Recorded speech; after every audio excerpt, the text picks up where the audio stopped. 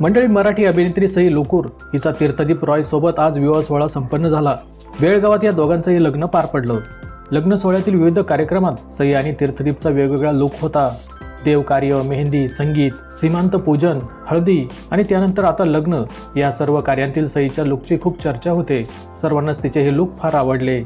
मेहंदी कार्यक्रमात तर तिने हातावर गाडीची मेहंदी काढली होती, कारण तिच्या वडिलांनी तिला गाडी गिफ्ट दिली।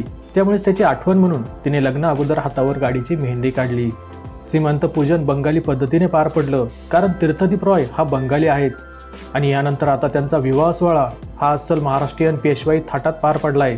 यात दोघांचाही पेशवाई लुक पाहायला मिळाला। अत्यंत थाटात आणि धूमधडाक्यात या दोघांचं लग्न पार पडले।